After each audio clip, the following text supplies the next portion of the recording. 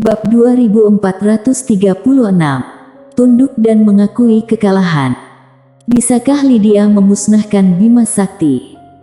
Mile tidak tahu, yang dia tahu hanyalah Bima Sakti akan sedikit sulit dihadapi. Beberapa saat kemudian, Mileye pun datang ke dalam ruang waktu yang sangat terang. Karena adanya bantuan pedang biru gaib, aliran kekuatan dalam ruang waktu itu sama sekali tidak mempengaruhi pergerakannya. Tidak hanya itu, dalam dunia pagi itu, kekuatan dalam dirinya menjadi semakin mengerikan, karena semua kekuatan di dalamnya bisa dikendalikan langsung oleh pedang biru gaib. Mileye kembali memejamkan mata secara perlahan. Dia melangkah memasuki dunia pagi, bukan demi mengendalikan kekuatan di dalamnya, melainkan ingin melihat sebentar kekuatan yang ada di dalam dunia konsentrasi. Seketika setelah memejamkan mata, Mile masuk ke dalam suasana hati yang tenang. Setelah itu konsentrasinya terpusat menjadi satu. Saat ini juga kekuatan mentalitas dan jiwa spiritual berkumpul hingga mencapai tingkat puncak. Jari jempol Mile menunjuk secara perlahan. Weng. Pedang biru gaib muncul dengan cepat. Hum. Dalam sekejap, dunia pagi itu langsung runtuh. Kedua ujung bibir Mileye pun terangkat. Kekuatan pedang itu berlipat ganda lebih besar dibanding sebelumnya. Dalam situasi tenang, segala sesuatu menjadi amat terang. Dalam situasi penuh konsentrasi, diri sendirinya menjadi terang. Perbedaan terbesar di antara keduanya adalah, yang pertama bisa mengenali semua benda di sekitar, yang kedua adalah bisa mengenali diri dengan sangat baik.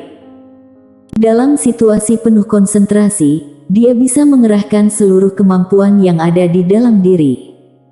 Tidak terkalahkan. Mileye lagi-lagi merasakan hal itu. Kini dia tidak hanya berhasil mencapai alam dewa, tetapi juga menciptakan teknik pedang yang begitu mematikan.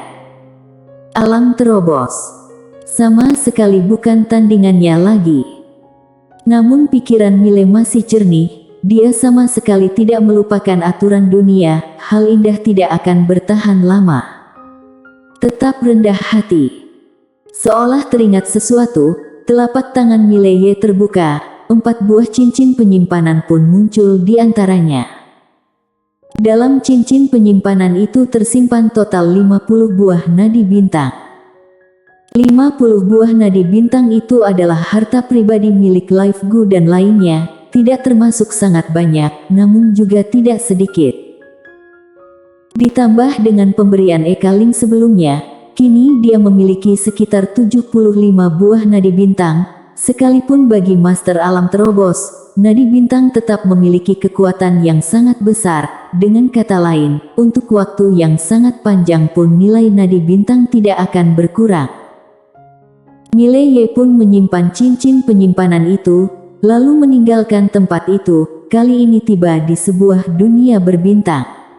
Dia melihat ke sekeliling, lalu tersenyum berkata, "Menara kecil, kita sudah harus pergi ke alam semesta berikutnya." Menara kecil menjawab, "Benar." Mile pun tersenyum dan bertanya lagi, "Menara kecil, apakah kamu punya harapan akan alam selanjutnya?" Menara kecil terdiam sesaat, lalu berkata, "Semoga orang-orang di alam berikutnya lebih kuat lagi, jika tidak, rasanya akan tidak berarti. Hidup ini sungguh harus dihiasi tingkat kesulitan." Mileye tertawa sesaat, "Benar. Kita pamitan dulu dengan ketua klan surgawi." Selesai berkata, dia pun berubah menjadi sebuah pedang Tao dan menghilang dari tempat semula. Dunia spiritual. Ekaling melihat sekilas Mileye di depannya, mengerutkan kening sembari berkata, "Kamu ingin pergi?" Mile mengangguk mengiyakan, "Sudah waktunya pergi." Eka merasa bingung mendengarnya, "Kenapa?" Mile berpikir sejenak, lalu berkata lagi, "Sudah tidak ada lawan lagi di sini." Ekspresi wajah Ekaling menjadi kaku. Mileye tiba-tiba tersenyum sembari berkata, "Tetua Ekaling, tahukah kamu di mana lebih berbahaya?" Eka berpikir sejenak, lalu berkata lagi, "Kamu serius?" Miley mengangguk dengan sangat yakin, "Semakin berbahaya semakin bagus." Eka menatap Miley sambil berkata, "Ada sebuah tempat yang mungkin cocok untukmu, tetapi tempat itu benar-benar berbahaya." Miley tertawa lepas, "Semakin berbahaya semakin bagus." Eka terdiam sesaat, lalu berkata, "Alam kematian." Kening Miley mengerut, "Alam kematian." Eka menganggukkan kepala, "Sebuah tempat yang sangat misterius. Tempat itu tidak berani didatangi oleh orang dari dunia 6, termasuk master dari alam terobos yang sangat kuat." Miley tersenyum mendengarnya. "Bagaimana cara ke sana?" Eka menatapnya dengan sangat takut, "Kamu tidak ingin memahaminya dulu?" Miley hanya menggelengkan kepala, "Tidak perlu." Eka bimbang sejenak, lalu menggabungkan jari tangan dan menunjuk kening Miley. Sebuah hawa masuk ke dalam kening Miley. Miley tertawa berkata, "Tetua Eka Ling, pamit dulu." Selesai berkata, dia bersiap-siap pergi. Namun di saat inilah Eka mendadak menambahkan, "Tunggu dulu." Miley melihatnya dengan penasaran, "Ada apa?"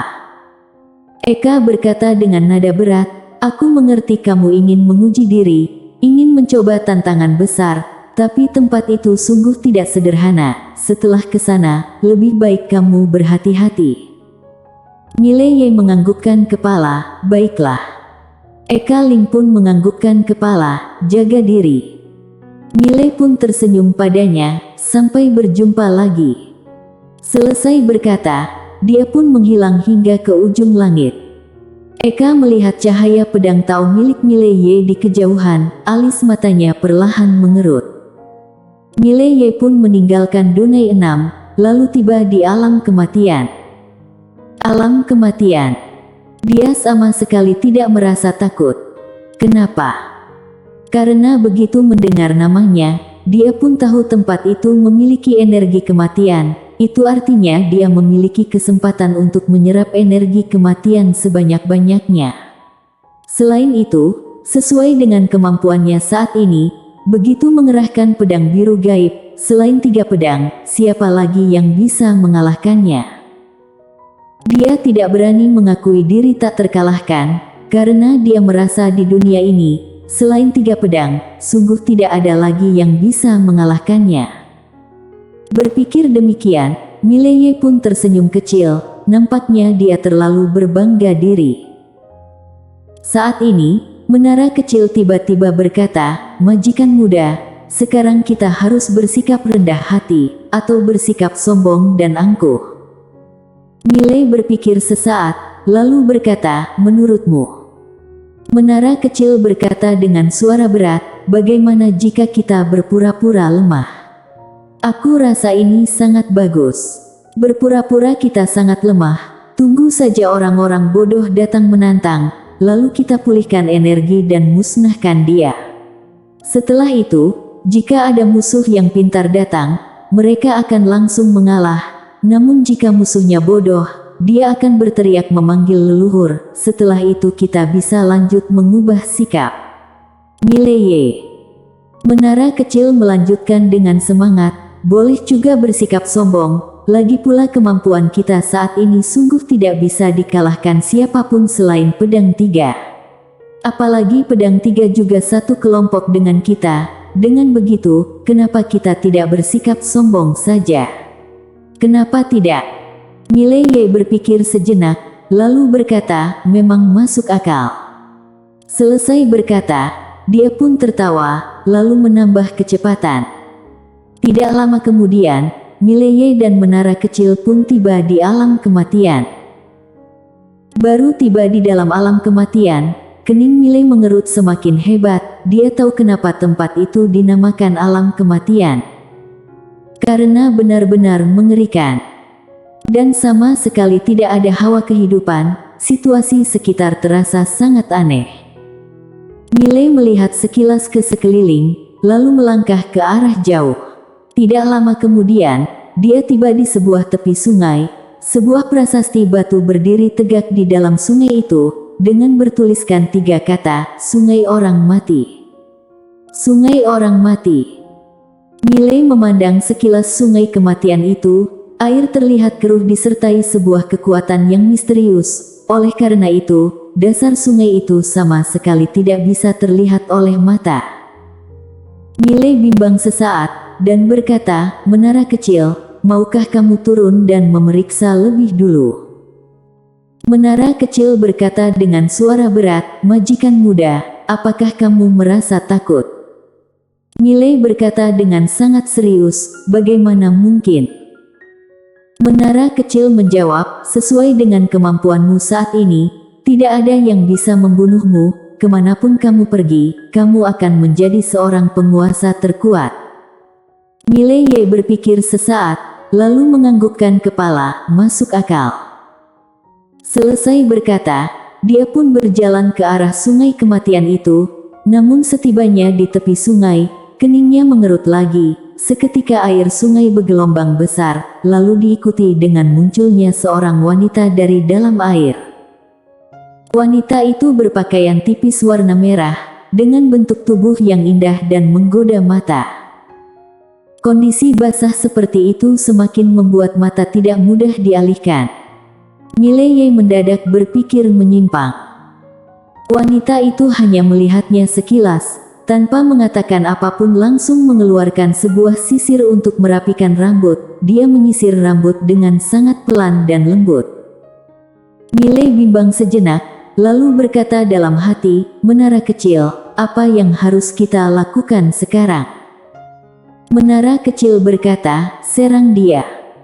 Miley sangat kebingungan mendengarnya, serang begitu saja.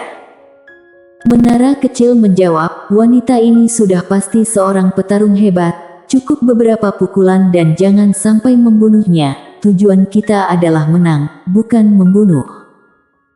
Miley melihat sekilas wanita yang berada di kejauhan.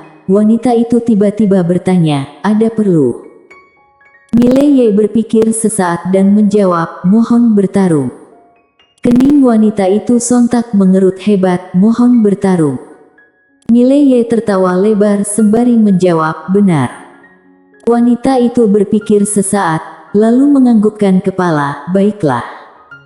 Miley baru akan menjawab sesuatu, namun di saat inilah wanita itu mendadak menghilang dari tempat semula.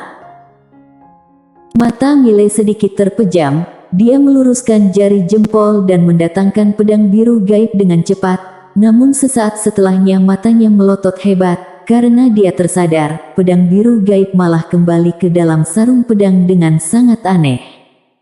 Apa yang terjadi?